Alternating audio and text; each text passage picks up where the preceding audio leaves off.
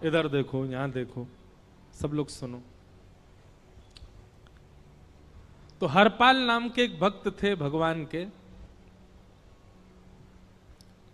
खूब भजन करते थे, खूब साधना करते थे, नाम जप करते थे, कथा सुनते थे, लेकिन वो ब्याह नहीं कर रहे थे। क्यों?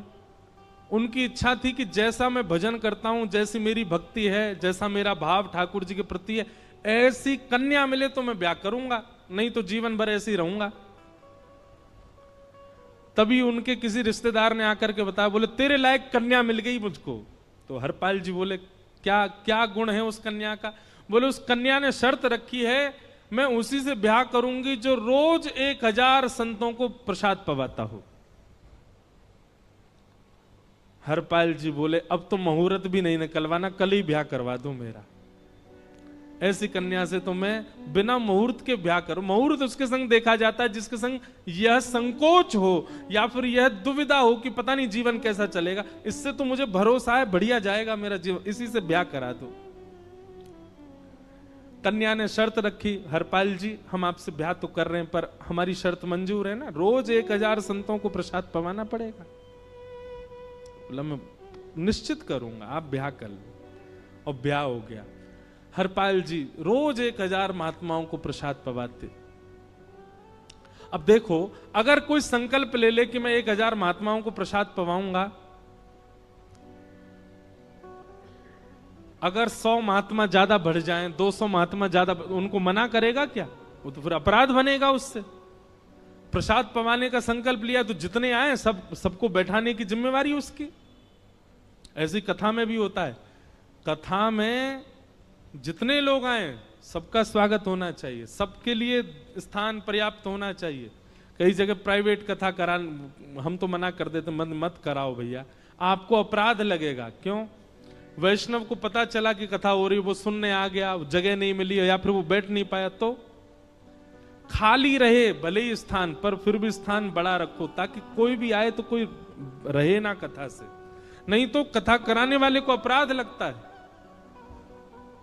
वैष्णव बिना सुने चला गया।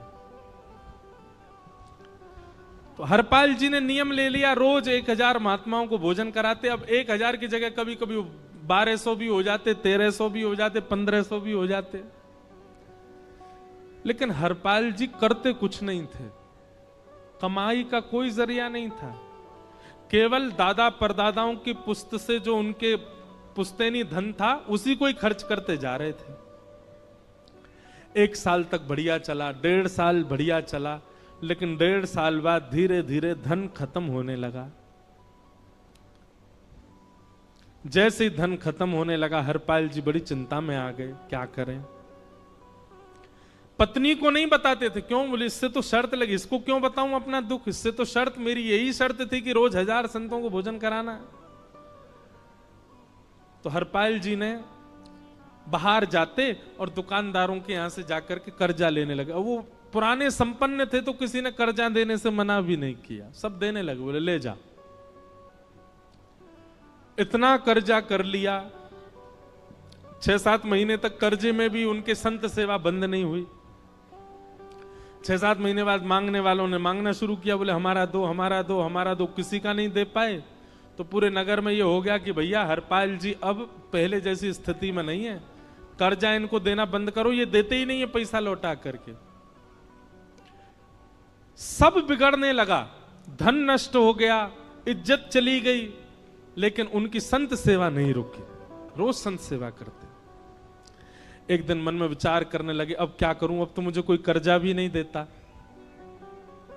गहने भी सारे बिक गए, धन भी सारा खत्म हो गया। तो हरपाल जी ने मन बनाया कि मैं चोरी करूंगा, और चोरी करके ठाकुर जी, आप लोग मत करना ऐसा, चोरी करूंगा। हरपाल जी चोरी करने जाने लगे, लेकिन हरपाल जी का नियम था कि वो किसी के धन की चोरी नहीं करते थे।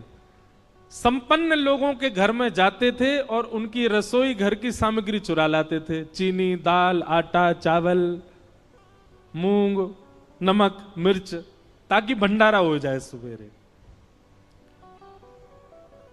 इस प्रकार महाराज चोरी होने लगी। एक घर की हुई, दो घर, अब तो हल्ला होने लगा। बोले कि घरों की सामान राशन चोरी हो जाता है। वो बड़ा विचित्र चोर है, धन नहीं चुराता है, राशन चुरा के भागता है। ऐसी चोरी होने लगी महाराज। अब तो लोगों ने अपने अपने घरों में पहरेदारी शुरू कर दी कि चोरी ना हो। तो हरपाल जी को और दिक्कत होने लगी, क्या करें, कैसे करें। धीरे धीरे हरपाल जी इस स्थिति में आ गए कि अब संपन्न लोगों के यहां उन लोगों को ढूंढते जो ना कभी संत सेवा करते ना वैष्णव सेवा करते, और उन लोगों के यहां जाकर के थोड़ा बहुत धन चुरा लेते, स्वर्ण चुरा लेते। करना कुछ नहीं, अपना घर नहीं बनाते थे, बसाते थे, संत सेवा करते थे। ठाकुर जी रीझ गए हरपाल से। ठाकुर जी बोले, देखो ये सब चोरी कर करके और मेरे संतों को पवा रहा है। ठाकुर जी बोले, इस पर अनुग्रह करने जाना है। भगवान सिंहासन से उठ करके तैयार होने के लिए गए, और बढ़िया महाराज नकली सी मूछ लगा करके, ऊपर सिर पर पाग पहन करके, और थोड़ा पेट सा बाहर निकाल के, गले में खूब सारी जंजीर डाल के, हाथों की हर उंगली में अंगूठी पहन करके, सोने की जूतियां डाल करके, कौंधनी सोने की पहन करके, और एक बैंत समझते, वृद्ध लोग लेकर के चलते, बैंत, सोने का मड़ा हुआ बैंत लेकर के ठाकुर जी तैयार हो गए, एक सेठ जी बन गए। लक्ष्मी भैया ने पूछा, भगवान बड़ा सुंदर स्वरूप धारण किया, कहां जा रहे हो? बोले, अपने भक्त से मिलने जा रहे हैं। रुक्मणी जी बोली, मैं भी चलूंगी।